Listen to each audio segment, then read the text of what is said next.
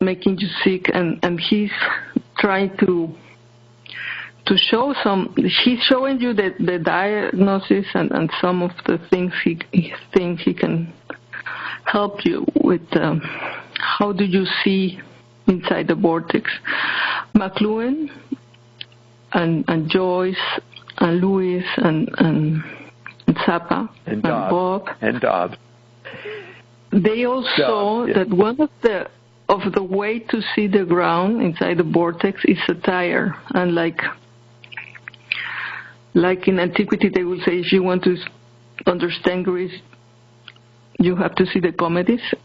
It's because you can see a lot of what's going on, and instead of fighting it like LaRouche, because that won't bring any solution, it's going to create more chaos or more disharmony, more dissonance, more tension. You have to create the harmony to play with the vortex. Well, you got to be careful of those kind of words. You'll become a reverend in a church or something, trying to create harmony. You can clash the symbols against the symbols. No, I'm not. I'm saying harmony as in music. Yes. Okay.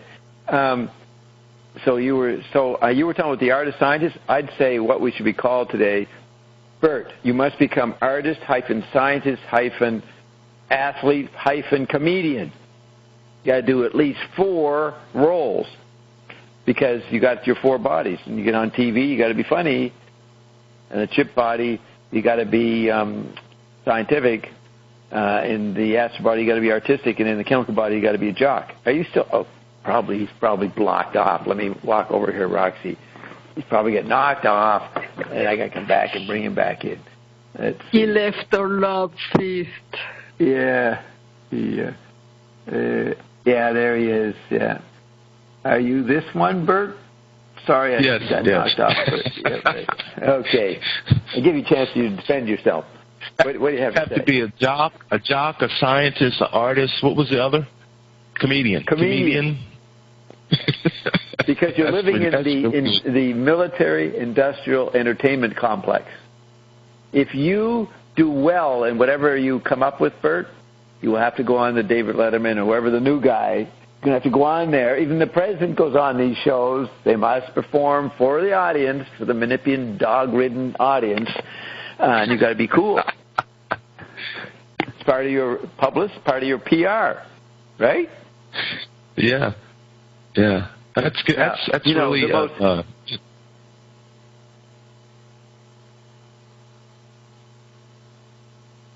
really what? Comedian, athlete, scientist, and artist. Artist and scientist. All filled up in the one. And Roxy's linking art and science, Roxy. I would add comedian and make it quadrophenia, comedian and athlete. That's a more comprehensive. You know, Einstein was not asked to be a fucking comedian.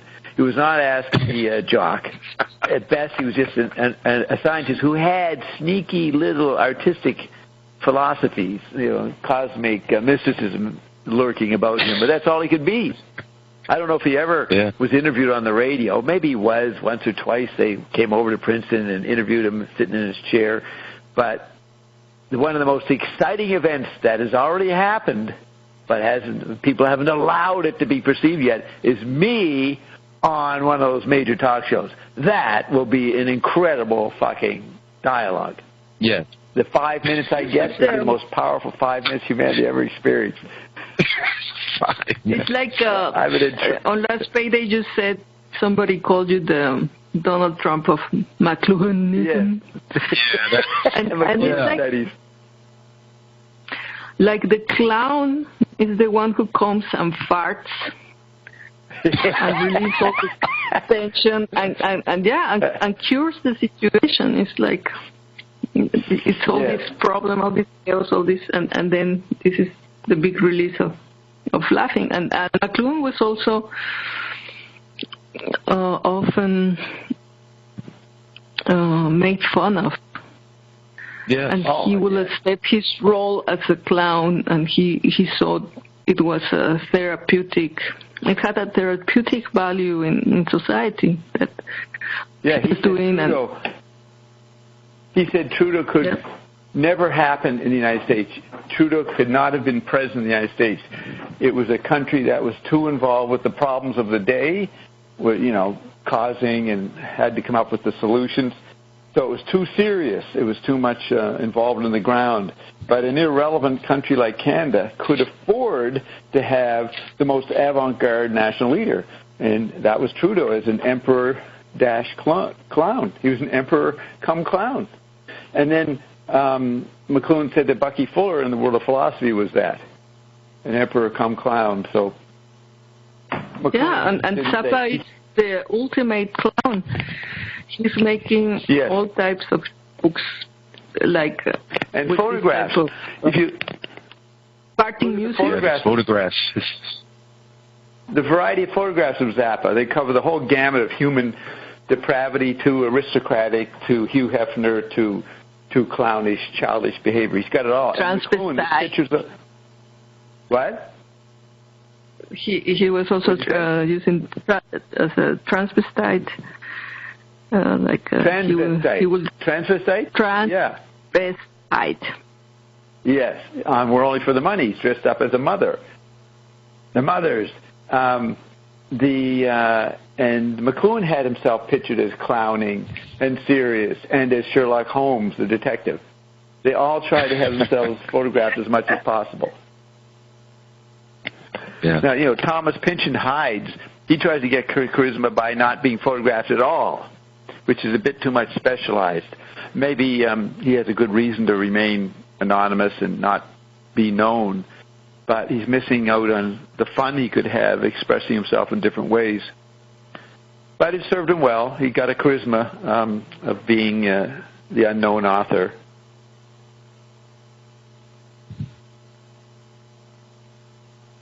Bob, in the Evergreens tape, at the end, it said that Frank was working out the concepts of the world's greatest sinner. That was interesting. So would that be his main what he was doing at the end was working that out, or was that all throughout his career? All throughout his career, because as he started to get a little popular in 67, 68, he immediately started fantasizing, creating a political party and running for president of the United States. And he would shift around. The famous MGM producer Tom Wilson, who did people like Dylan and everybody, he's the guy who supposedly discovered Zappa. Frank has him running for president in Frank's political party called the Interested Party. The Interested Party were promoting Tom Wilson as presidential candidate in 68. But when I talked to Cal Schenkel, the guy who designed Zappa's early albums, he told me, this is like in the mid-'90s, he told me that Frank was always talking about running for president very early, 67 and 68. So he was ready. He had the world's greatest sinner map always ready, depending on what was possible. So if he became really famous, he would then form a political party, and then he would declare war on God, and who knows where that would take. He would act out the stages that were in that movie, The World's Greatest Sinner. Remember, he's an insurance salesman who suddenly gets the idea, and they're all ionic ideas. He says everybody's a god and everybody's eternal, and they don't need to die. That's a basic summary of ion stuff. Yes. And so he starts getting everybody up. He starts preaching this, but he doesn't get enough attention. So he sees Elvis, because this was made in the late 50s, an Elvis kind of singer. He says, I'll get attention if I become this epileptic rock and roller writhing around the ground with this manic music. That'll even bring more people in. So he became a rock star. And then the next thing was to become president of the United States. So he sort of did it. He went into the God religion thing, then he went into entertainment, and then he went into politics. And then he declared war on God. And I will not tell you how it works out. But that's, Zappa's brother, little younger brother, says that sometime in the late teens, or he doesn't give an exact age, Zappa said, I've made a contract with the devil. He sold his soul to the devil to get whatever he was going to do. So it's even right there. And I don't know if that's after The World's Greatest Sinner, but the stages of apprehension of a showbiz or if a successful modern media-aided person is laid out in the world's greatest sinner. And like, as he becomes this popular figure, he's seducing 80-year-old grandmothers to get their estates, but he's also seducing 14-year-old groupies. He's fucking anything that moves, you know what I mean, to get to where he wants to go.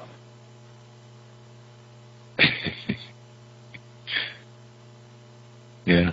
So it's a great pattern that Tim Carey laid out, and so that's what I asked Ion. I mean, I said, or asked Frank, I said, is this the pattern that was a big influence on you? He goes, yeah. He kind of mumbles, and Bob's caught me, and he looks down.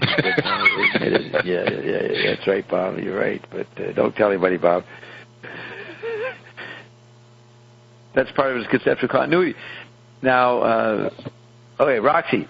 Are you still there, Roxy, or did you get knocked off? No, I was thinking also about Adorno's concept of the forces of production, because LaRouche criticizes a lot Adorno. He thinks he's sort of sold out. Yeah. But I think his ideas are very interesting, in a way also to explain Zappa as a phenomenon, because he's studying the forces of production in which we have the high culture and the low culture, and we cannot separate them anymore in the 20th century. It's like individuals. Yes, that's what LaRouche didn't see. That's what LaRouche didn't see, and Adorno did see it. All right? Adorno saw the question. LaRouche dropped the ball on that. That's why he's in an earlier quadrant, 1840 to 1900, whereas Adorno's in the 1900 to 1918 quadrant. Now, here's what's interesting. The students of Adorno, they had a magazine called Tel Quel, I think it was called, leftist Frankfurt School-derived thing. They thought that Adorno obviously was being acted out by Zappa. So they did an interview with Zappa. And the Adorno disciple had to go through this shock of talking to Zappa, who had no clue who Adorno was and didn't even agree with him, whatever the guy came up with that Adorno said. But the guy thought, oh, Frank should know about this guy because Frank is acting out what Adorno's talking about. But they didn't have a deep enough understanding of Frank. So it's a funny interview. You can go to the library and get Tel Quel, that's a well-distributed magazine, and read it, about 1990.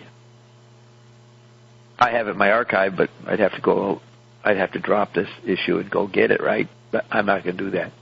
That'd take too much time. Sorry. Yes, and actually, Adorno had a very interesting idea. He said that unlike the other arts, like pictures and books, music can never be physically owned. It's somehow esoteric. Yes. It's communist.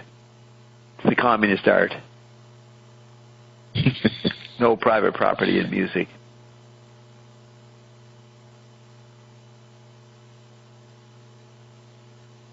And he goes to study the mechanisms of distribution of goods, and how, for example, the popular cultures start changing the distribution of knowledge and ideas in with these new types of medias and new types of formats and TV programs and movies. Yeah, he's doing what McLuhan. He's like McLuhan. He's looking at the structure, how a new invention changes the structure of culture in the society, and he's looking at where's that lead for the Marxists. He's doing what McLuhan's doing.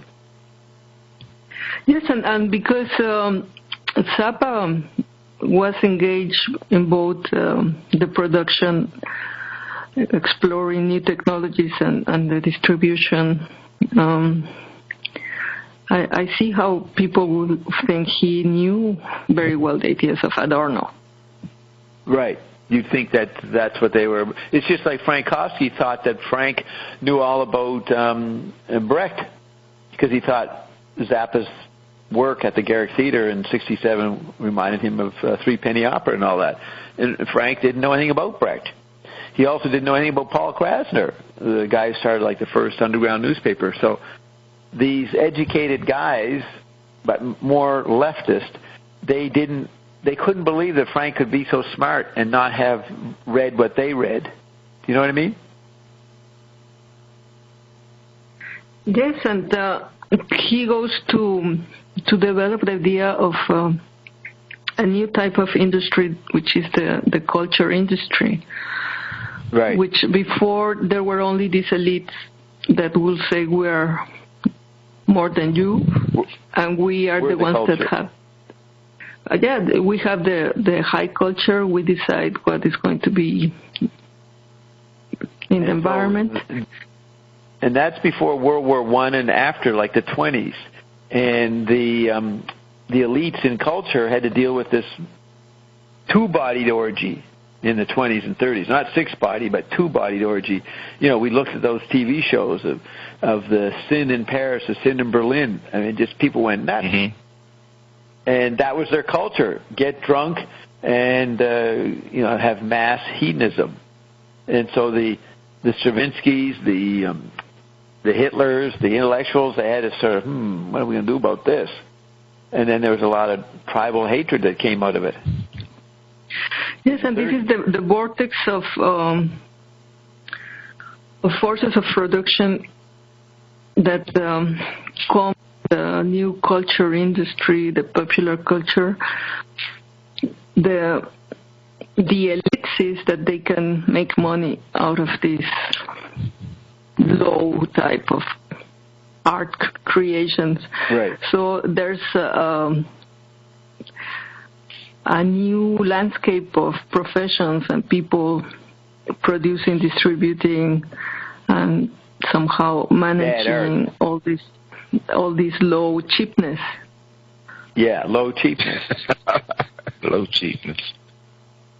And so you meet people who were born same year as Zappa. I'd meet them in university. They taught music. And none of them listened to rock and roll in the 50s when they were teenagers. They listened to jazz. So they had that natural, they may grew up in Kansas, they come from a middle-class family or upper middle class. There was no way they'd hang out with juvenile delinquency culture, which was rock and roll.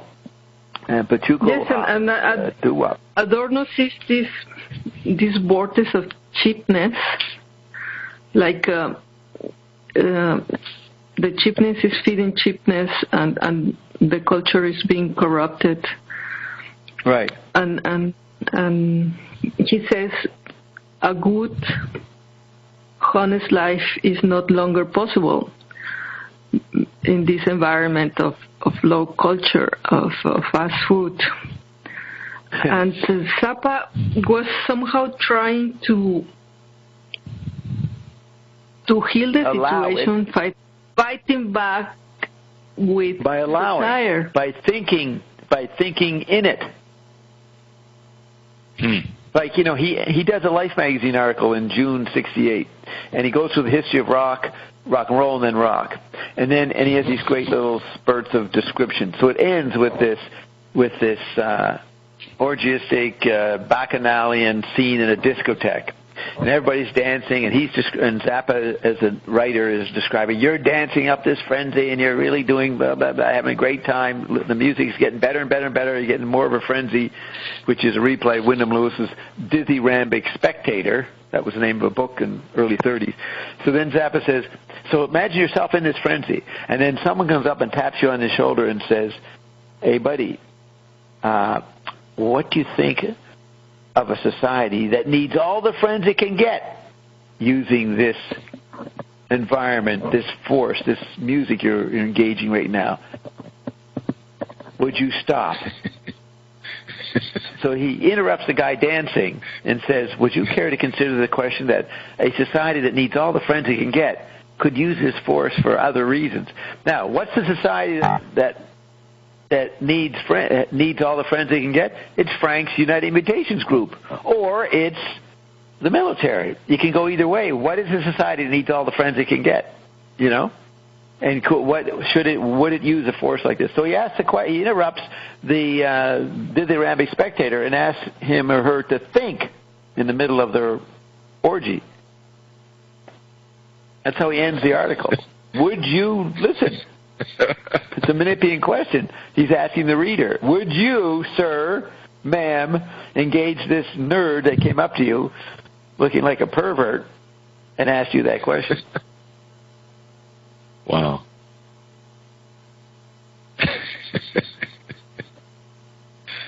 Yeah, so this theme between the high culture and the low culture became a big thing for philosophers to somewhere like Susan Sontag or Zappa are somehow saying we don't have to choose between high and low because we are fed by the environment, and there's or McLuhan, they see they can be good patterns everywhere, and Zappa is supposedly wearing this costume of the rock star and making what Adorno would consider low culture, but he's making great art. So yes, Adorno. Remember Adorno, this great social communist thinker, activist.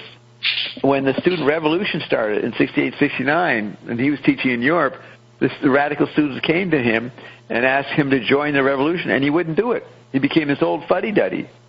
He died shortly after. Like, he couldn't handle the middle-class kids, these becoming educated kids, turning into political radicals. He didn't like that kind of revolution, so his basic snobbery did him in. Whereas Frank, right that same year, they interrupted his concerts in Germany and broke it up and smashed around. And Zappa stood there and argued with them right on stage. Argued with the radical German students, like they were saying they were mad at the ushers and the cops in the theater. And those guys got uniforms on. So you hear Frank, I think it's on the album Burnt Winnie Sandwich. He says, "Hey, buddy, everybody's wearing a uniform in this room." And everybody goes, and they go, "Wow, yay!" They all applaud Frank. And the lonely, batter mind half activist skulks out of the room, embarrassed, humiliated. But he engaged them, whereas Adorno just ran and hid. He retired. He couldn't take it. And Frank was not necessarily of the opinion that he said. He would just come in with another point of view to broaden the interrogator's mind. Hey, look at it this way. Yes, and for people that is used to more complex patterns in ideas and music, this new popular culture, this so simple. Yes. For example, Adorno said that the music makes people like insects, and they're like dots, like bread. They're all made the same by this art. There's like a uniformation of everybody, and it's only like they have some slack, some relaxation to be able to go back to their works, be proletarian, and produce more. Right. Who said that music makes people insects? Adorno. Roxana. I'm sorry. Adorno. Yes, because this type of low popular art makes everybody uniform, and all these people are just workers. They need to relax. He was the first guy. He complained about the dumbing down, like in the 40s and 50s. He was the first guy to complain about the dumbing down of the working class. And you know what he didn't have? Because he was such a hyper-literate, visually biased guy, he didn't understand the kinetic sensory spaces, the tactile spaces, the proprioceptive, that rock communicated to these other Fuck you, it does have a valid menu option. I'm not retracting that statement. I'm going to say it again. Adorno, the damn Android meme comes in with their highfalutin ideas. Their standards. there's highbrow culture criticizing my lowbrow pattern. But he didn't understand proprioception, kinetic, and these other non-visual spaces that rock communicated to. And these people were responding non-visually to a non-visual art. And old Adorno's trying to keep visual space art guidelines going for some kind of imagined. He saw this new type of culture as a way of keeping people in line. You know, like they all now have these trends to follow, these ideas that they think are hip. This is the music you are supposed to be listening to. This is the rhythm you have to be dancing to. Because when people are uniform, they're easier to manipulate and control. Yes. So they create this idea of fashion, of trends, and you are the hippest when you are in. You are following what we are feeding you. And Zappa sees through that. Yeah. You know, he says, when you read last week, he says he comes the hippest of all, or something like that.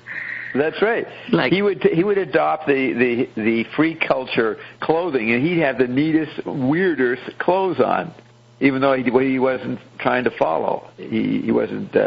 He'd outdo anybody in whatever scene was happening.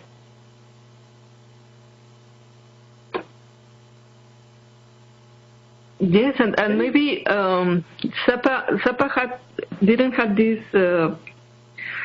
ideology or all these ideas, but he was enacting all these things with his art and showing the people, look, they're trying to make you drink beer, go to discos, behave, eat this Adorno. cheapness. So Zappa agreed with Adorno, but he did not have the same solution or strategies or tactics to counter the problem. Adorno just ended up counting himself out. He didn't know how to deal with it at all.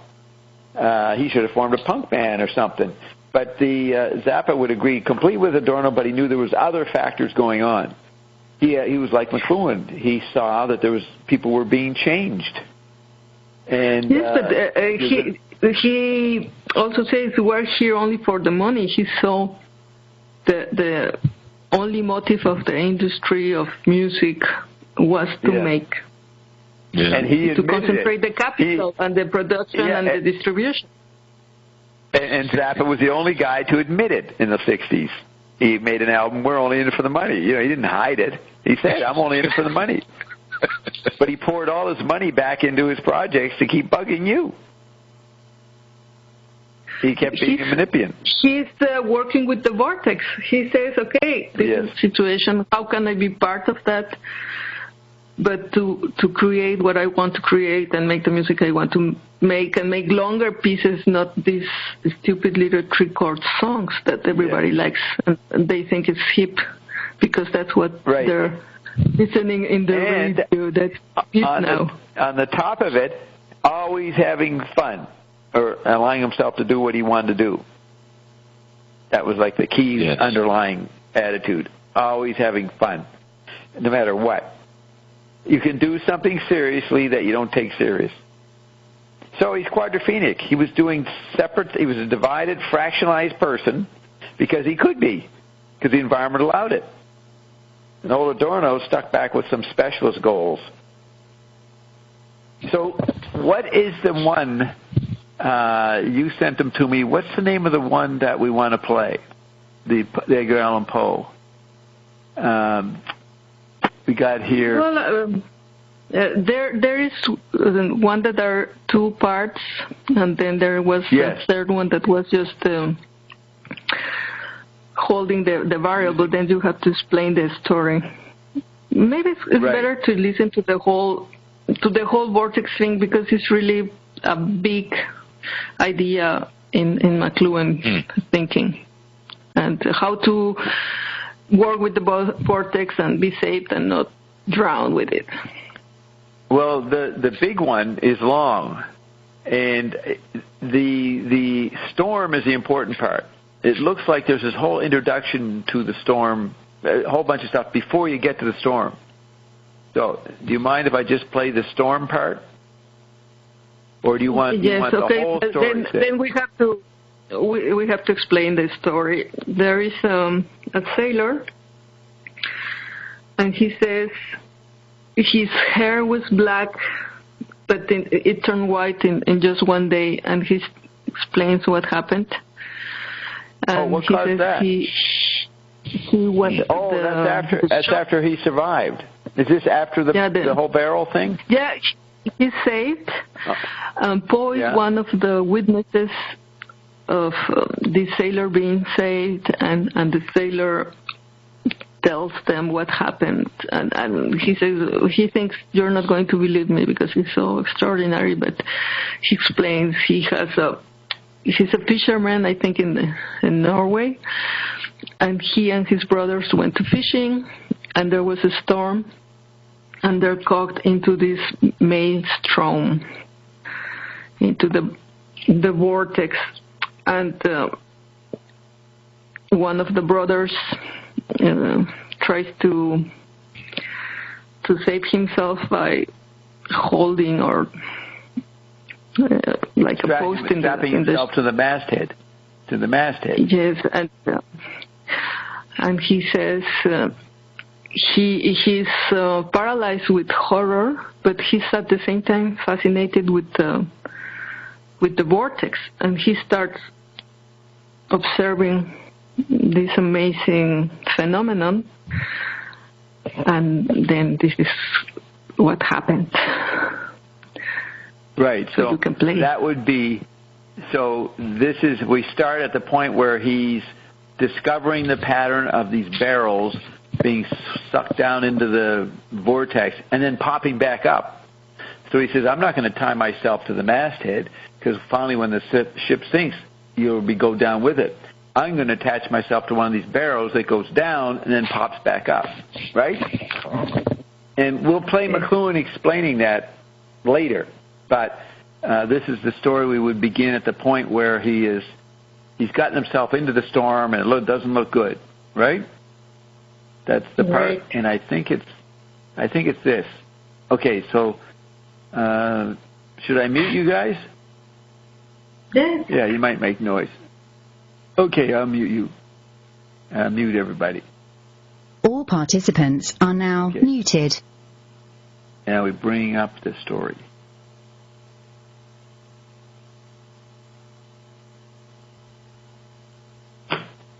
You know, one of the key characters in Finnegan's Wake is the Norwegian captain. Never thought of it. Maybe it's reference to this. The Norwegian guy tells the story. Are you there? Yes, I mean, yes. We are all the Norwegian sailors. I mean, who's going to believe the story that we fell? Yeah. We are in this vortex of media until now, until the Ionic, and now we're telling the story. How we survived. How did you survive the vortex? The vortex, how do we survive? Whereas Randy and Matthew, they strapped themselves to the mast, and down they went. And everybody else that we have banned from our scene, we didn't ban them, they drowned. Banned themselves. So this story, what? They banned themselves. They got caught in the vortex. They banned themselves. They banned themselves. They strapped themselves to the old Rai, the original separateness, and went down. So this story, A Descent into the Maelstrom, came out in 1841. And Edgar Allan Poe only lives another 8 years. He dies in 1849. He dies on October 7th, the same day that Gail Zappa died. What do you think of that? Gail Zappa died on Poe's death day. That should tell us something. His birthday, January 19. We got anything about the 19th? I'm sure that means something. So, anyways, in the tale, a man recounts how he survived a shipwreck and a whirlpool. It has been grouped with Poe's tales of ratiocination. Ratiocination means reasoning, argumentation, a syllogism, some kind of conscious reasoning is ratio. He made stories about conscious rationing, logic, and also labeled an early form of science fiction. So this is science fiction. So it says, inspired by the Mockstraumen, what's that? Is a system of tidal eddies and whirlpools, one of the strongest in the world, that forms at the Lofoten archipelago in Norway. So the Mockstraumen is one of these whirlpool places, and it's way up north of Norway. So, inspired by the Mockstraumen, it is couched as a story within a story, a tale told at the summit of a mountain climb in Lofoten, Norway. The story is told by an old man who reveals that he only appears old. Sound familiar? Quote, you suppose me a very old man, but I am not. It took less than a single day to change these hairs from a jetty black to white, to weaken my limbs and to unstring my nerves, unquote. The narrator, convinced by the power of the whirlpools he sees in the ocean beyond, is then told, so the narrator is told, of the old man's fishing trip with his two brothers a few years ago. So the narrator is convinced of the power, the impossibility of overcoming the whirlpools. And it says, the two brothers, driven by the most terrible hurricane that ever came out of the heavens. That's Ion. Ion is the most terrible hurricane that ever came out of the heavens.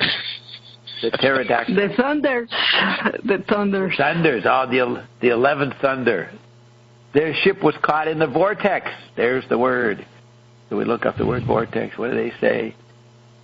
In fluid dynamics, a vortex is a region in a fluid in which the flow is rotating around an axis line, which may be straight or curved. Okay. Then we go back. It says, their ship was caught in the vortex. One brother was pulled into the waves. The other was driven mad by the horror of the spectacle and drowned as the ship was pulled under. At first, the narrator only saw hideous terror in the spectacle. In a moment of revelation, he saw that the maelstrom is a beautiful and awesome creation.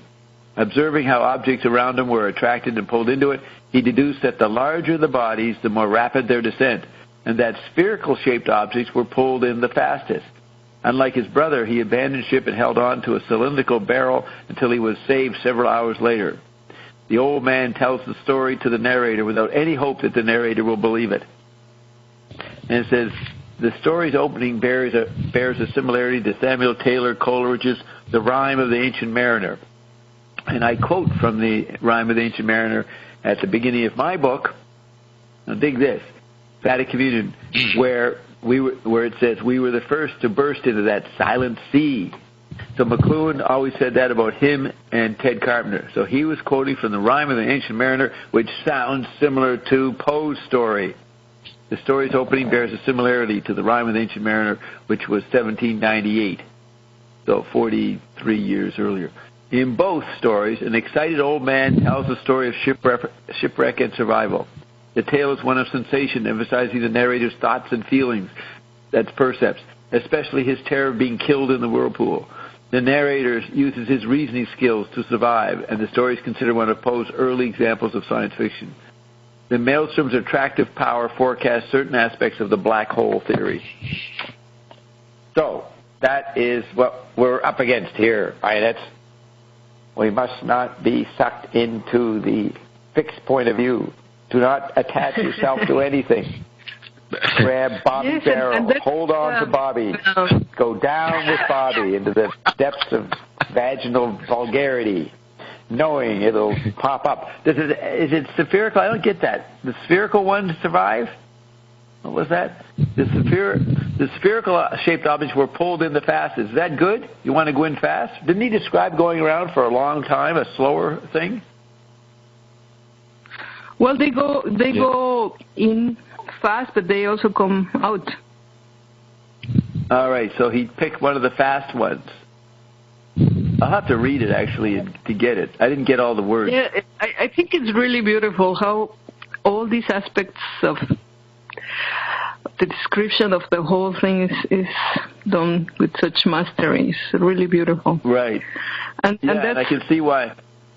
You can see why Baudelaire and the symbolists were impressed with Poe, his genius in describing this. You know, guy knew a lot. And McLuhan says Poe goes backwards, goes to this review mirror, and that's what we're doing actually. And it's amazing how, for example, in the Bible and in Finnegan's Wake, this subject of the thunders and the big vortex we are trying to survive comes again, and Marshall McLuhan sees how in art there are already these solutions. The artists are giving you tips on how to survive the big. Yeah, it's like a vortex is a magnet. The return of the sun, not monster magnet. I mean, it's something sucking down somewhere. It's being pulled down like a magnetic quicksand. So the magnet operation fits that, doesn't it? Or does the magnet repulse objects? Do you get sucked down by a magnet? So you wouldn't get sucked down towards it. You'd be sent away from it. Yeah. Yes, and McLuhan said the role of the artist is to save humanity, to find means to survive this situation we're in. And we have to see the ground to get the patterns that we need to survive. And that's what Bob has been doing all this time, explaining the patterns. And I've saved millions of people. Millions are partying tonight because I helped them figure out the bullshit. Yes, and McLuhan called the environment the world pool, not the whirlpool, but the world pool. In the Medium is the Massage, he's got a pun, the whirlpool, WHIRLPOOL. In another area it says the world pool. So it means the world pool of information, but it's a whirling pool. And then it has a picture of a guy who looks just like McLuhan, surfing with a business suit on, and it says, and you would have heard that line, I must have been delirious as I contemplated speculating on the mathematical blah, blah, blah, the blah, blah, blah. That line, which I heard like at the 80% mark of the story, is in the Medium is the Massage. So back then when you read it, you wouldn't know it was a quote from Poe. And you wouldn't know that Poe had an influence on all these famous French poets. And then you wouldn't know that Edgar Allan Poe fought against Charles Dickens. Now that's where it gets, in the LaRouche scenario, Poe was a patriotic American member of the Cincinnati Society, and they did not like Charlie Dickens. So that's interesting. The way LaRouche writes about Poe. See, this is what's interesting. You got McLuhan, the only guy quoting from Poe, making a big deal out of him, and then you go over to LaRouche's world, and there in magazine issues, he's got a big picture of Poe. He's celebrating Poe too.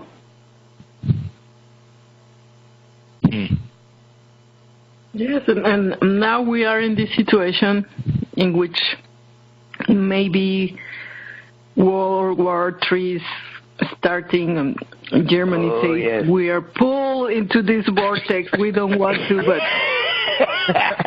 we are. It's time to dust off your Edgar Allan Poe and relearn the lessons of history.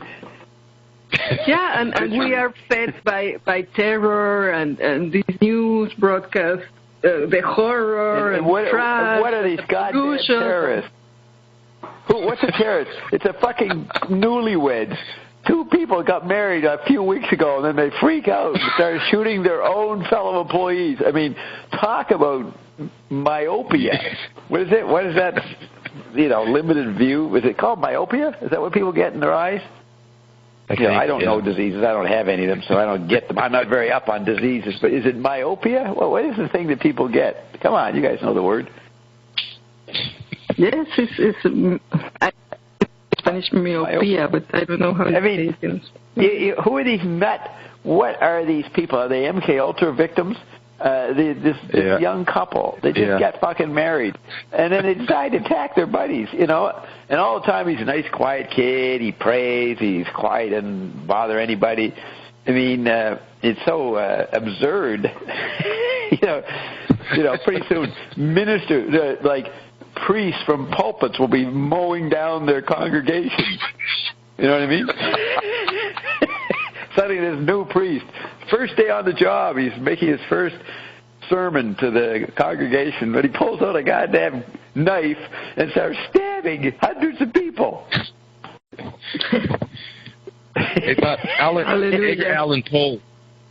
Edgar Allan Poe, what inspired him to write about this vortex? He was a man of knowledge. No, don't remember. Now, we know from Ion. Now look at this. You get Poe in LaRouche, Poe in McLuhan, Poe in Phineas Wake, and the Norwegian captain. That must be what this is. He's referring to the guy, after he survived. What happened to him? He goes to get a suit, and the tailor makes fun of him. Who else we got? Herbert W. Armstrong? Not sure. He does the Book of Revelation. Mae Brussel? Yes. Top-down vortex? Yeah. Cosmic awareness? Oh, yeah, definitely. The Gathering Storm. Dr. Beater? Man, the black hole of the organic robotoids. Now, what was I going to tell you guys? Okay, Poe. Okay, so then we make contact with Ion, and very quickly, once the topic of parallel worlds comes up, who is the first example? Yeah. Ion says is a goddamn parallel world. Who's our role model? Mr. E.A. Poe. Edgar Allan Poe. I mean, how? And then Ion, and I knew a bit about Poe, so I'm saying, they found him dead in the ditch, and I said, he fell out of the black hole. He fucked up in his parallel world. He dropped out, dropped back in. I mean, see the symmetry? No wonder I almost went nuts. Anybody I'd thought about turned out to be the key people. And I just heard that this week. Ian explaining that to you. It's in Emerald Tablet 14. Right. There it is. He's talking about Edgar Allan Poe in the earliest weeks. And it's so uncanny that Ion knows what are the trigger points in my mind, and he just plays them back to me with a new perspective, a new variation on it.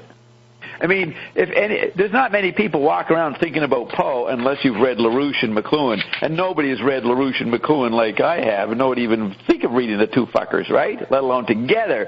So I got Poe in my mind for 30 years, and then the first star presentation of the successful human that Ion presents is our old buddy Edgar Allan Poe. Can't tell me there's a level of reading Bob's mind that's going on here. It's applicable to other people, but it's a joke on Bob. Yes, and for example, Nietzsche said there are things that always recur or always come back, that will always return. Eternal recurrence. Yeah, the eternal recurrence. So, that's the return of the Sun and Monster Magnet. Zappa has it right there. Yes, is this the element that we are finding to go out of the vortex? And we were talking about what will be the way to. Okay, we have the diagnosis. We know what it's to be repaired. Now we have to heal this and get out of the vortex. Let's be careful about the word healing. You're using the word healing too much. Remember, we don't like that word, according to our boss. Yes, because the Evergreens, you talk with Joyce about the diagnosis, and he said you have to have a good diagnosis to know what is to be repaired. So we have the diagnosis, and now we have to start the spin of the chromosome 14. Yes. My chart was the perfect diagnosis. I had all the great diagnosticians in the chart, and they presented the perfect diagnosis, my chart, and then that evoked the solution. Because we called it. Yes, we called the name of... We knew what Rumpelstiltskin's name was. We called it. We called his name out. It was a chart. McLuhan is the barrel that is going to take you out is art, satire. And then we have to add the ionic. Right. Now let me read you the titles of Freak Out. Okay, side one. So you're a teenager. You're 16 and you look at this weird cover and what the fuck is this? So you listen to it and it sings something. The songs are Hungry Freaks Daddy, I Ain't Got No Heart, Who Are the Brain Police, Go Cry on Somebody Else's Shoulder, Motherly Love, How Could I Be Such a Fool? So the kid would go, a lot of negative fucking stuff here. I ain't got no heart. Go cry on somebody else's shoulder. That's a mean attitude. Motherly Love, what's that? He's a fucking wimp, a sissy. And How Could I Be Such a Fool? Oh, Jesus, these songs are... Then he goes to the side two. Oh, there's a happy song. Wowie Zowie. Oh, no. Song 8. You Didn't Try to Call Me. More bitterness. And then despondency. Any Way the Wind Blows. I'm Not Satisfied. And then You're Probably Wondering Why I'm Here. The kid would go, holy shit, man, this must be, these are criminals. These are bad people that have bad thoughts about society. I mean, I gotta avoid this. Let's see what the second album is. That's the first album, the two sides. So he unwraps the second album. My God, this thing got 2 albums for the price of 1. Who would have the time to listen to this whole thing? So he looks at it. What's the first song? Trouble Every Day. Oh, shit, more negativity. Trouble Every Day? Jesus Christ, this is a black hole of... This reminds me of Edgar Allan Poe's story we had in class last week, says the 16-year-old. He just heard Poe a week before. And then the next one, Help 'em a Rock. How the hell could you become a rock? And then in the bracket, Sweet in 3 Movement. That's classical talk. What the fuck? He's polluting my album, my teenage album, with this classical hoity-toity Rockefeller stuff. Sweet in 3 movements? Jeez. And it's called Help 'em Rock. What are the 3 movements? Movement 1, okay to tap dance. Thanks a lot, Mr. Zappa. I never wanted to tap dance, but you're giving me permission to do a lousy dance? Part 2, in memoriam, more negativity, a dead guy. In memoriam, Edgar Varese, what the fuck? Why, this is not happy at all. And then, part 3, it can't happen here, more negativity. My God, what is this thing I'm listening to? Okay to tap dance, in memoriam, and it can't happen here, all under the theme, I'm a fucking rock. I'm a goddamn rock. Maybe he means I'm rock and roll. And maybe it's misspelled, but it's Sweet in 3 Movement. Well, there's one more side. Let's see what this says. What is it? The Return of the Son of Monster Magnet. Oh, shit, more fucking negativity. Monster Magnet. And then it has in brackets, unfinished. It's not even finished. Unfinished ballet and 2 tableaux. What was that word? Tableaux. Oh, that's French. Tableau. And a ballet. I don't like ballet. It's this fucking last side is a ballet, for fuck's sake. Who is this? What kind of band is this? And it's in 2 parts. What's part 1? Ritual Dance of the Child Killer. Jesus Christ, this is ruining my weekend. Rampant negativity. And then part 2, the last piece is called, I don't know what it's saying. It says, Nul is pretty. Nul, it's not even in English. And then in brackets it says, no commercial potential. Shit. It ends with a downer. This album has no commercial potential, yet I bought such a stupid fucking album. Why'd I buy this? This is obviously not going to help me and my friends in our little alley. No.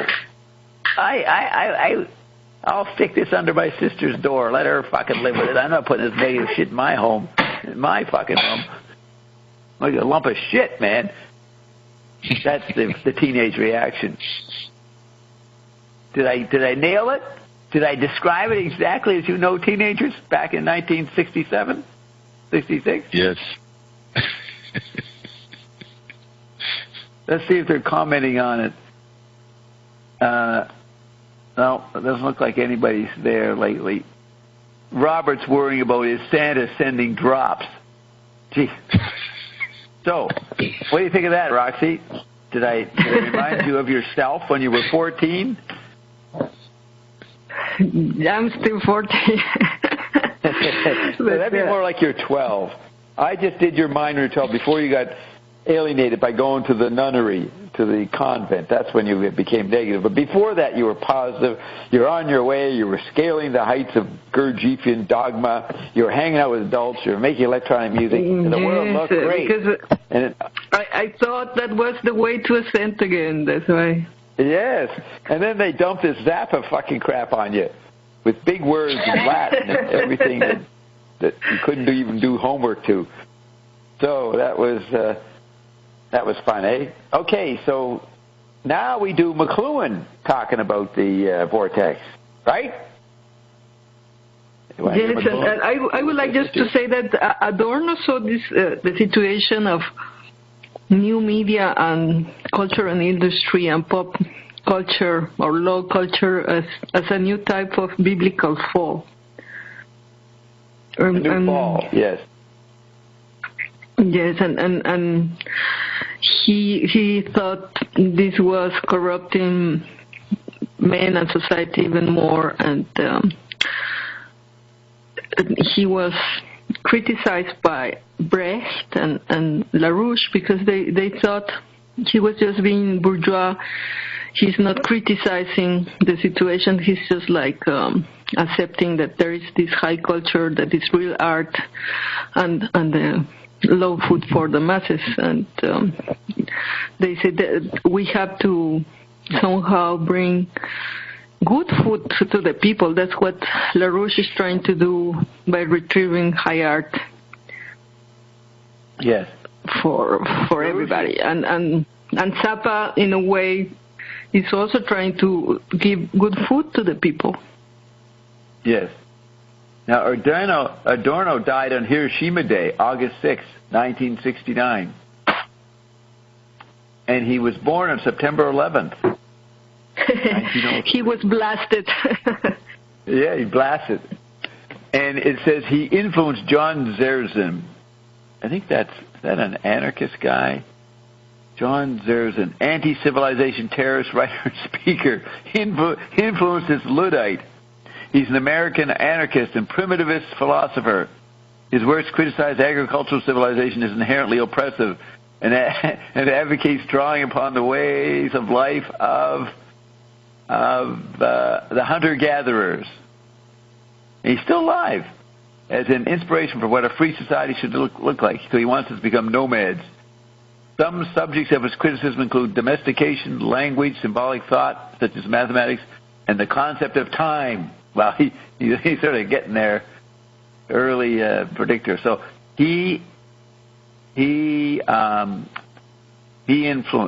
Adorno influenced him, Murray Bookchin, famous anarchist philosopher, Jürgen Habermas, and Frederick Jameson. Frederick Jameson triggered a bit of a Wyndham Lewis revival when he wrote a book on the fascist Wyndham Lewis in the late 70s.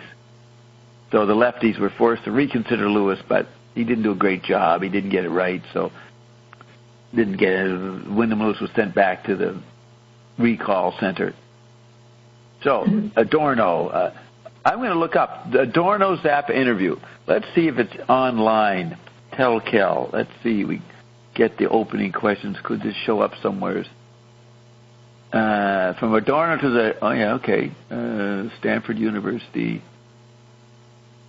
Oh, this is a guy who teaches the course, From Adorno to Zappa, a kaleidoscope of 20th century music. Well, at least he knows to make Zappa part of it. And but that's not the interview. Let's see if the interview. The Rebel Kind, Tell Kel, Daria Frank Zappa. Is it No, it's Telos. Yeah, it's Telos. I had the wrong magazine. Telos. Adorno, Telos Press. But I could see how the situation that McLuhan and Adorno sees in this new type of corporations concentrating the power of production and distribution and saying what is going to be put out as art, how at the end Zappa will be a type of solution to that situation. Right, and he's only a subset of predicting Bob. He predicts Iandom. He's a solution on the way to the bigger solution. So look at this. I found the article, Telos, 1991, and the abstract. You can't. Telos won't let you see the whole thing. I guess you got to buy it or something. And it says popular music from Adorno to Zappa. Adorno's music criticism continues to haunt critical theory. Those writings are among the few developments of this entire theoretical orientation which remain largely unexplored. Unlike his philosophical writings, Adorno's works on music achieve their inscrutability not solely because of the inherent esoteric nature of the discipline. In brackets, the background needed in musical theory helps keep these writings often cited but little read. Close bracket. Adorno's strategy was to defend the formalist avant-garde of his day while maintaining a sometimes crude sociological account of reflection between music and social structure. While at his best, Adorno rejected reflection theory. His nuanced accounts of microstructured particularity were often framed by residual elements of historical materialism. This strategy turned out to be quite clever. And then that's it. So, could somebody bootleg it? Did somebody bootleg it? Archives. If you click on archives, does it bring it up? But this magazine, Telos, T-E-L-O-S, is still going. Still making stuff. Yes, but I would like to comment on also on the fact that the Nazis saw also the situation of popular culture as a way of decadence. They will say the modern art and the African music were corrupting the Aryan people. And yes. Adorno had to exile himself, actually, because he was Jewish. And then there is this question, who gets to say what real art is and why? And I think the explanation is here is the barrel that saves humanity. It really balances the perception and gives you the patterns we need to survive and to ascend. Okay, so I found the beginning of the interview. It's called The Mother of All Interviews, Zappa on Music and Society by Florindo Volpaccio. So he says, his opening question is, I would like to begin by asking what you think of Adorno's music. And Zappa says, the music sounds like what happens if you tried to write something just like Webern and filled in all the empty spaces. Some of the things I liked, but I liked them because they reminded me of Webern. The choral piece was son of das Augenlicht. And there is an orchestral piece in there that sounds like it could have been from Webern's 5 orchestral pieces. The piece I liked the best was the most old-fashioned one, the tonal chromatic piece. It sounds more like what Wagner would have sounded like if he knew what he was doing. Wagner. Does he mean Adorno? It sounds more like what Wagner would have sounded like if Wagner knew what he was doing. It sounds like more like what Wagner would have sounded like. I guess it means Adorno. He's saying Adorno. If he knew what he was doing, he'd sound more like Wagner. Is that what he's saying? No, if Wagner knew what he was doing, he will sound more like Webern music. Using chromatic music is music that uses more like half tones. Yeah. And you can go into microtonality and they go away of the tonality and the loss of harmony. You don't have these formulas anymore. Right. And but listen, the chromatic has formulas or it doesn't have formulas? Well, the chromatic music goes away from the traditional tonal harmony. Okay. Because right. It's using half tones. It's not like the tones have this hierarchy. Was it started by Schoenberg? Did he start that? Yes. Well, no, it was developed with the Romantic music. They will be using a lot of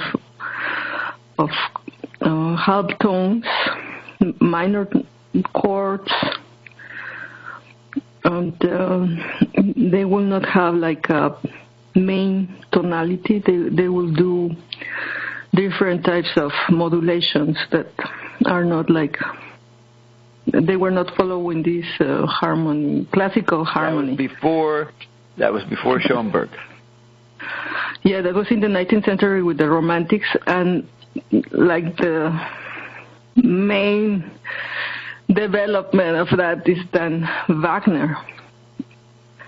You get this amazing expressive music because they were trying to express the subtle changes in moods and in emotions, and they will go to smaller chromatic changes in the melodies and in the harmonies. They wanted to make it more expressive.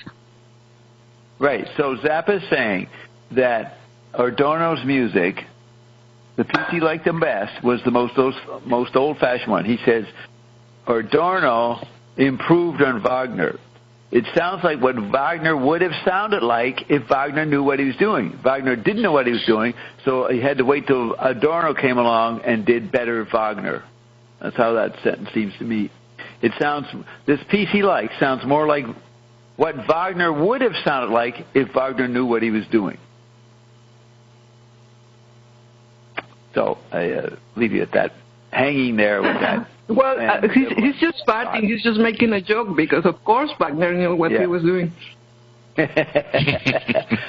So Frank begins by alienating the interviewer in the first question by being an aggressive, arrogant Manipian. But that's that. Let's get on to the next task before us. Here's somebody from Toronto. Let's just see who is this. Lauren? Lauren from Toronto? I unmuted you. Who are you from Toronto? Jason. Jason, yes. So we haven't heard from you in a while. I hope you've been listening to everything that you haven't participated on, that you've been listening regularly to every show. Is that true, Jason? In the archive. That's pretty bold. Yeah, you can't do it, can you? You can't keep up with us. You can only take some small doses. Well, that's not good enough, Jason. You are therefore not qualified to participate. You must sit back in the gallery. I will put mute back on. Unless you have one shot. You have a statement or a question to make. Let's see if it's relevant. Go ahead, Jason. I wasn't expecting to come in tonight. I'm stoked for Tuesday night. I never usually call in on Saturday. I'm usually Tuesday night. Right. So why did you? I have some time to myself. I'm up late. And so you said, well, let's try Bob Saturday nights. It's a wine, a fine wine, and acquired taste. I prefer Tuesdays, but I will try. So you're in here, and you've got nothing to say, ask. Do you even know what we're talking about? Yeah, Adorno, Theodore Adorno. Oh, you would have read him, right? You're educated. Yeah, for sure. And I think you mentioned you mentioned John Zerzan earlier. Yes. Yeah, the primitivist. I'm pretty up and up on the primitivist thought. Well, that's why actually look at that, Roxy and Bert. They're the one guy whose world we're doing. We're doing it. Who else knows about John Zerzan but Jason? Who else knows about Adorno and primitivism? I mean, the right guy showed up. I mean, I don't know if you have anything worth saying to us, but you are meant to be here. Bert. Well, I think John Zerzan's been influenced by McLuhan, but he never quotes him. They're not allowed to, not in his circles. And you're not allowed to quote LaRouche. Everybody I mentioned, you're not allowed to quote. You're not allowed to quote LaRouche, Wyndham Lewis, Mae Brussel, sitting its wake, not allowed to do any of it. We are the band group. I am the greatest band in the world, not spelled B-A-N-N-E-D. The greatest band. Yes, well, as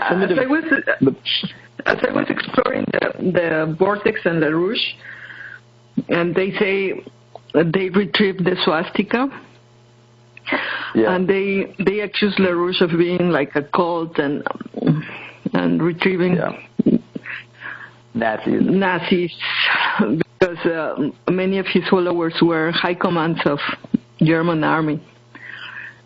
Right. Yeah. Okay, Jason. So that's why he's not allowed. That's right. And so I am the house of last resort. McLuhan, LaRouche, Zappa, they end up with Bob. I'm the only guy. They used to say that to Carolyn. The Everine said, Carolyn, in medicine, you're the doctor of last resort. When everything else fails, they come to you, and then you usually help them. Well, that's what happens. They all came to me. We had that meeting at Stanley's in the Lower East Side in Manhattan in June 18th, 1967. And all the scum were there with me as I gathered together my army. But that's the way it is. That's the way it is. When you're a prophet, you don't look like you know what you're doing. You look like a fucking idiot, Jason.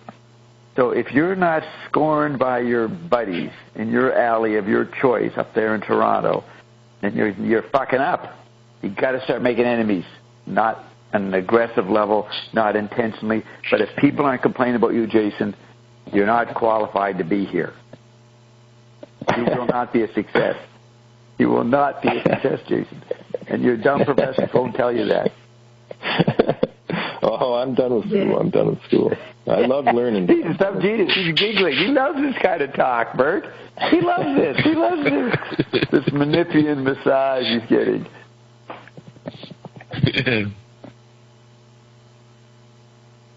I mean, what kind of active Canadian would be calling me on Saturday night? You must be a pretty lonely guy, Jason. You haven't got laid or even topped a field. I never call in on Saturday, Bob. I never call in because I'm always busy. What happened this week? Yeah, there you go. That's the question. You got stood up, didn't you? No, my girlfriend's working today. Yeah, see? My girlfriend's working today, late. And my buddy's drunk, passed out in the room next door. So. Sounds like Berlin, 1936. My buddy's passed out. My girlfriend's a prostitute at the local cabaret, and I'm here. No. She works at a women's transition house, actually. I just heard you say fuck it. She works fucking a bunch of transitional women? No. She works at a women's transition house, women fleeing abuse. So, like, the complete opposite. Oh, yeah, more negativity. More people misinterpreting their lives, thinking that people are after them. More negativity. We track nothing but negativity here, Bert. Nothing. People call it. What do you mean negativity? Girlfriend is helping people who are on the run from terrorists. And yet the host of this dismal black hole of social interaction is the happiest guy you'll ever fucking meet. So there's a contradiction for you. Well, you gotta learn to feed off the negativity, Bob. That's right. I enjoy all your negativity. Bring more nuclear bombs. Bring your nuclear submarines. Blow them up in my backyard. We eat it. No problem. That's right. But I am the prophet of it. We will drink your urine. Bring me all your sewage. Bring me your poor abandoned sewage, including your lost drunk friends.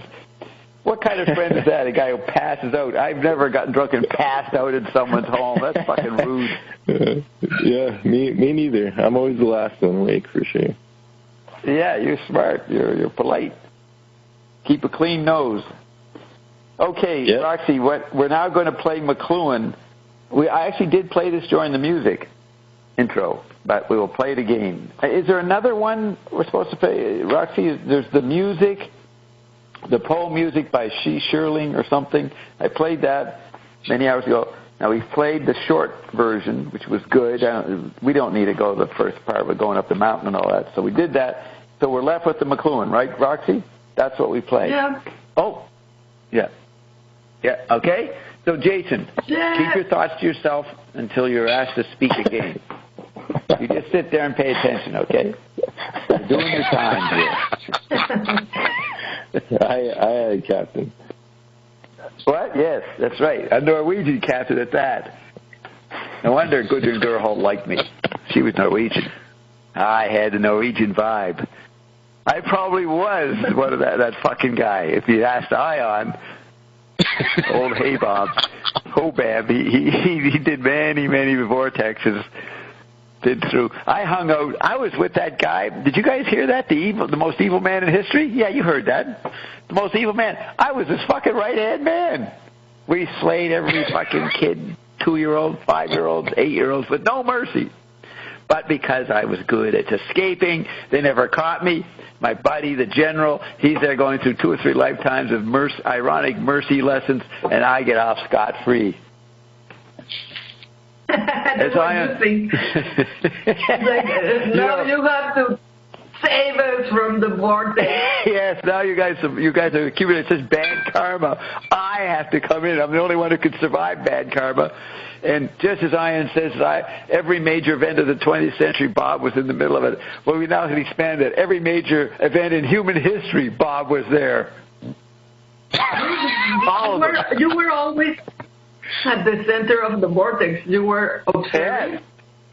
It turns out I was the black hole. I am the fucking maelstrom. I carry the maelstrom around with me. And it always looks like it's the other guy. That fucking general caused it.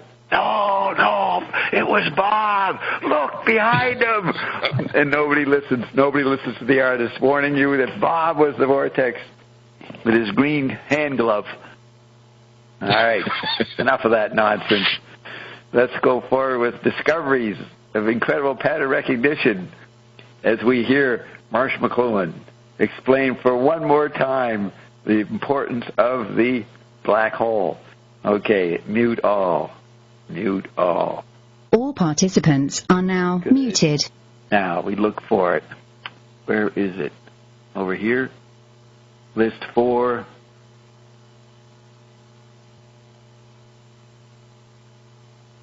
Well, that was Eric McLuhan doing the narration, and earlier the female voice was Laurie Anderson, whose husband Lou Reed passed away a few months ago.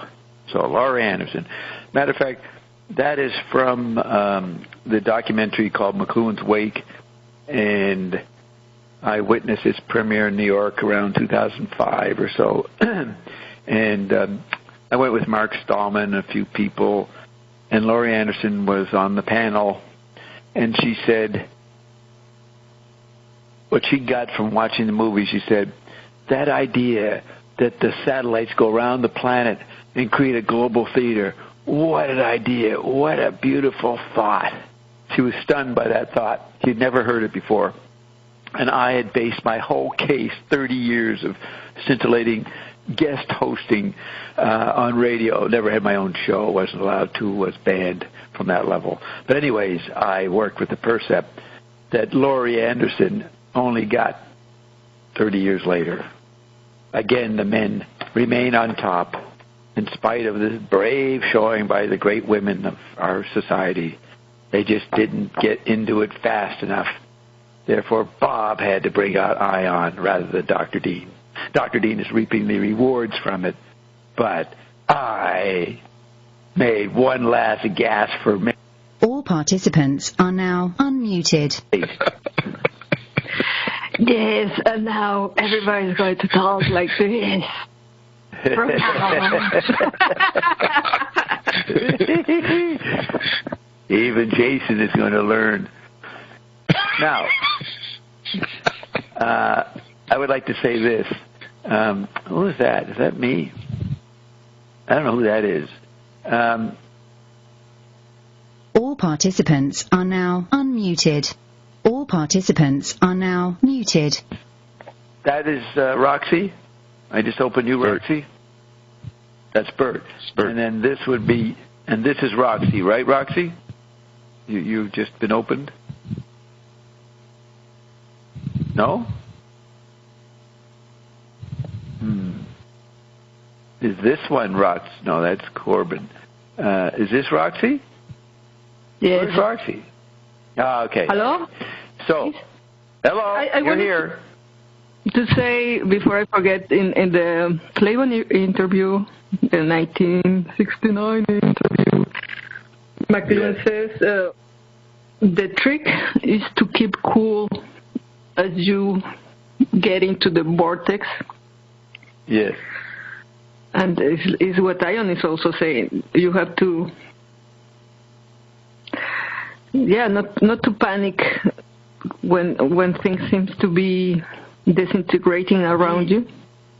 Iron goes, be easy about it. Learn to enjoy the ride. Yeah.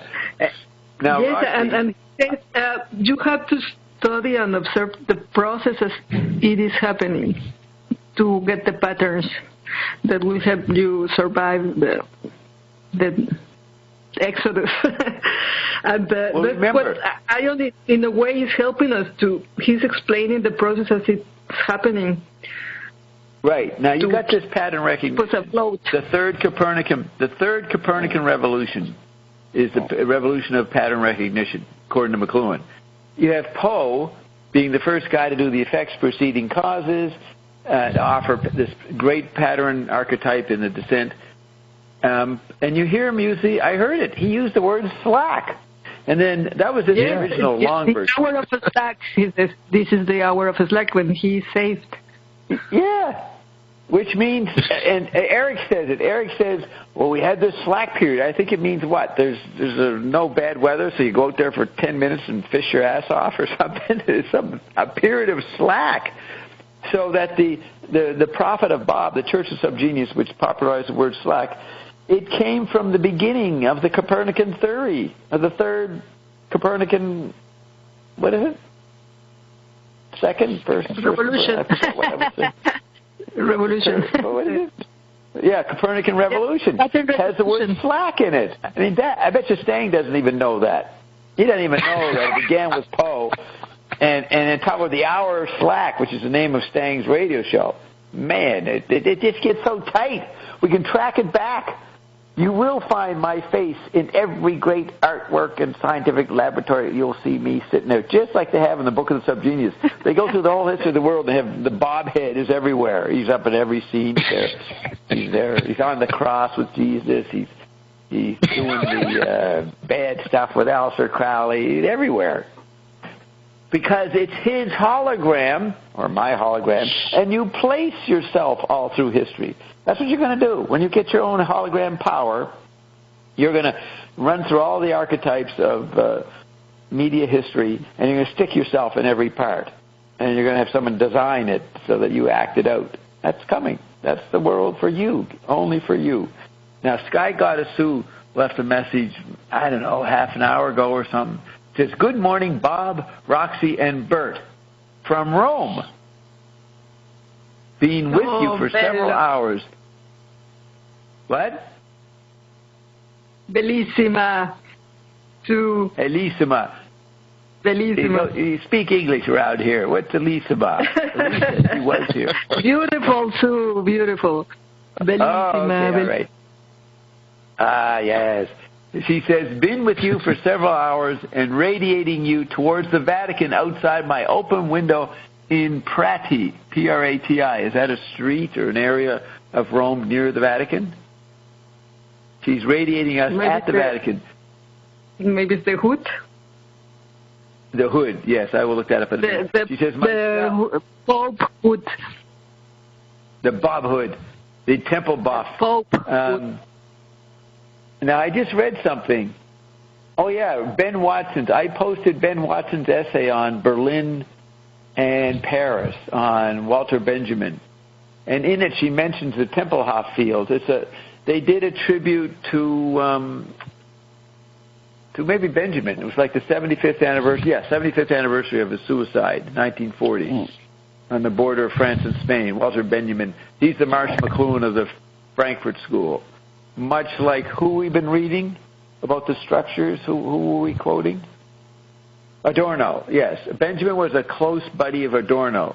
So it's interesting where the anniversary was October 15th, I think it's October 15th, 2015. They did the memorial to Adorno, but we're doing it tonight, and then I post Esther Leslie's essay earlier today. I just read it today, but she mentions the Tempelhof field.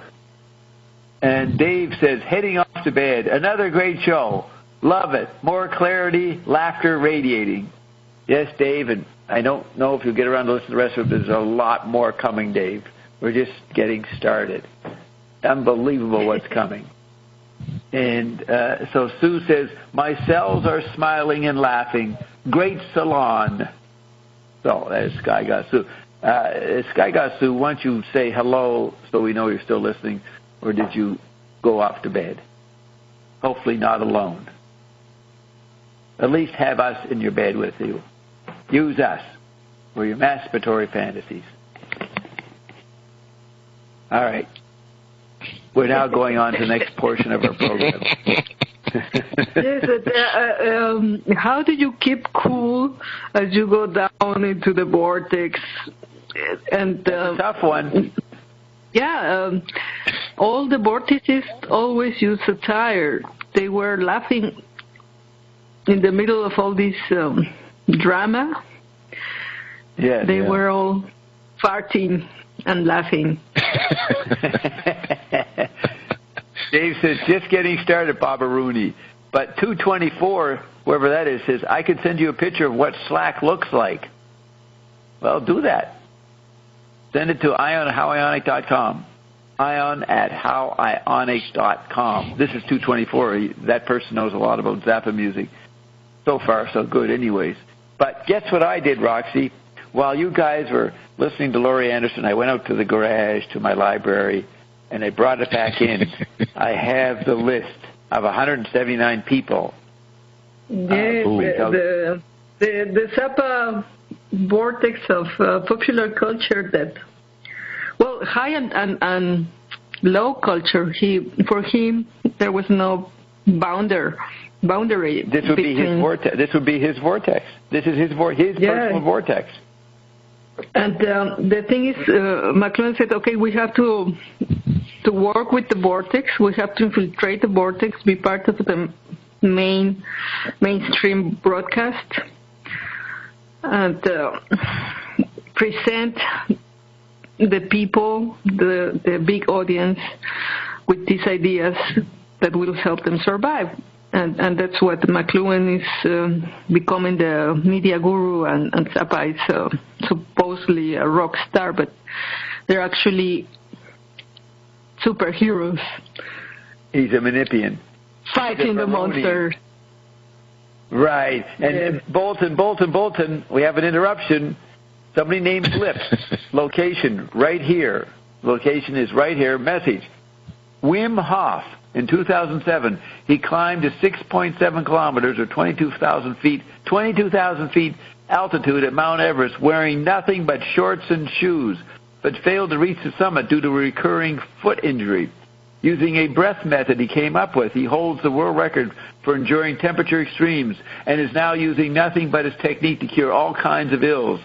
Discuss, please. We have an assignment. We must discuss this guy. This fucking guy is on the drops. And because he can't stand my world monopoly, he's going to claim he's fucking breathing or something. This is more rip-off of Dobbstown. Jesus Christ. Don't you know that, Blip? Come on, Blip. Get a little more wiser. And, you know, this Mr. Bill Wim Hof ain't ever going to admit it, but we know. And if it push comes to shove, we'll just bring Ion in here, and he'll name who you are, Blip. He'll discuss your recent tragic heartache resonances. Your recent failure at dating. It will all be exposed here if we bring Ion back.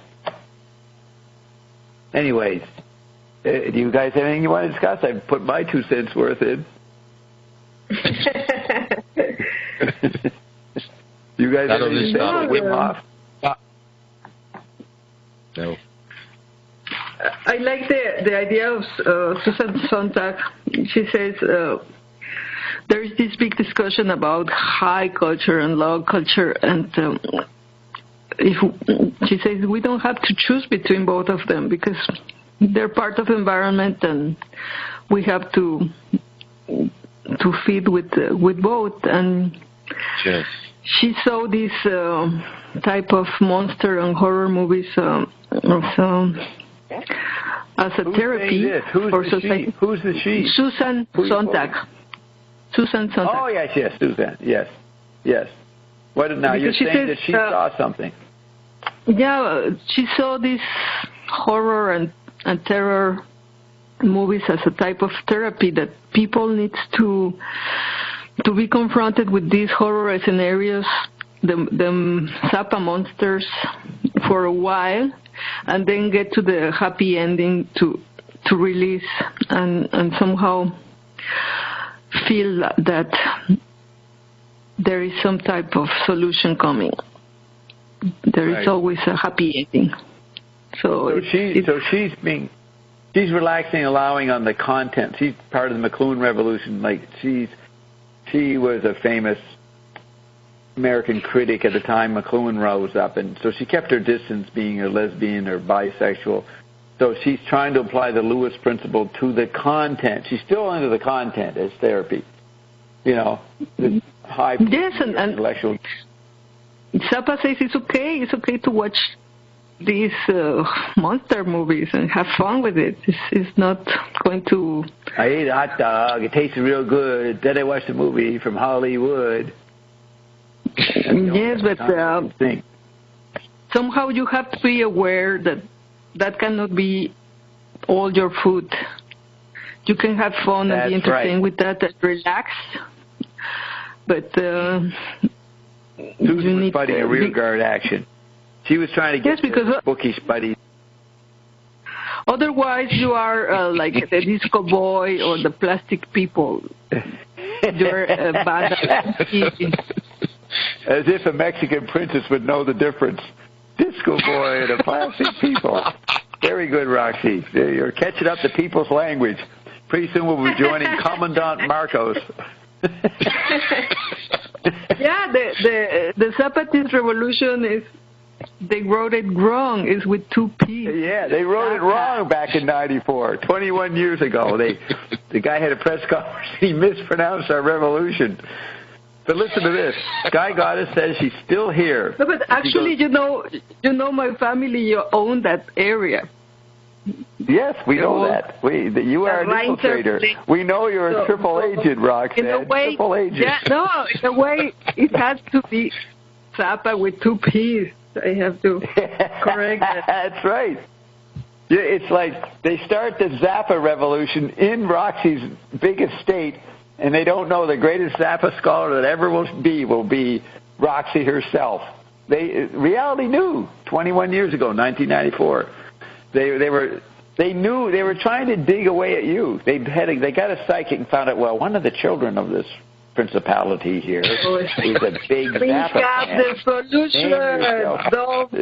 Name yourself after Zappa. Maybe she'll defect and tell you where her father went. Yes. Yes, and then I saw the picture a year and a bit ago. I saw the picture of Roxy in the audience in a little town while Commandant Marcos is berating the revolution and yelling about Roxy's father. Roxy's in the audience.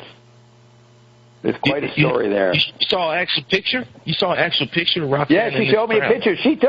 Roxy took. She's off on the side, and you see Commandant Marcos on a little balcony, and he's haranguing the people, telling them to start the revolution. And there's Roxy in the audience, off to the side, and it's she and her family. The guy is saying, we need to take over and kill. We must kill Roxy and anybody related to her.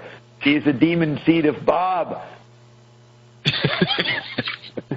No, we are actually saying re-evolution is to reset, not to fight against, not to be angry, just farting.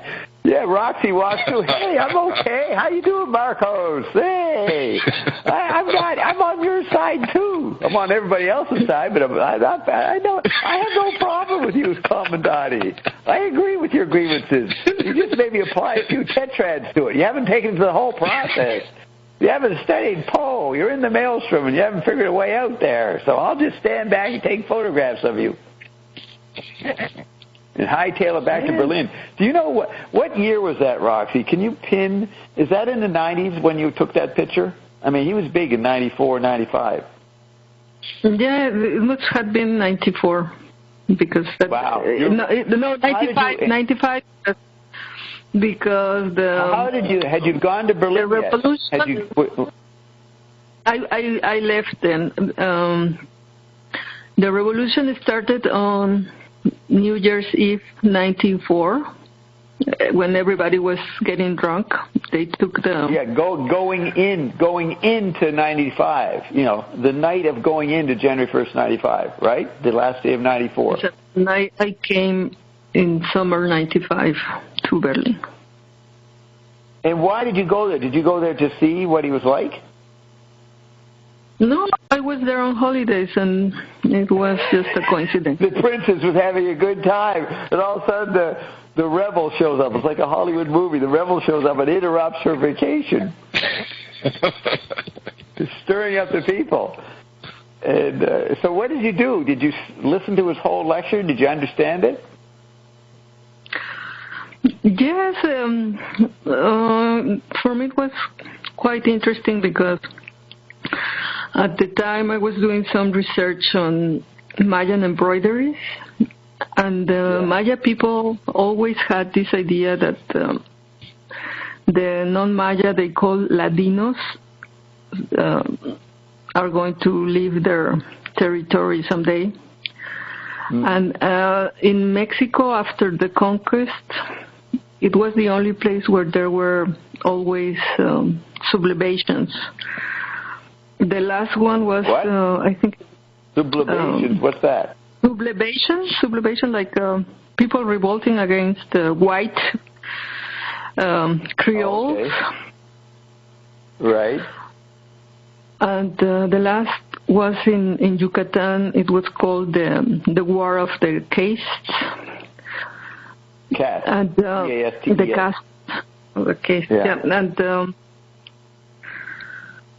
to the good Indians were called mestizos. Mestizos is the mix between Spaniard and Indian.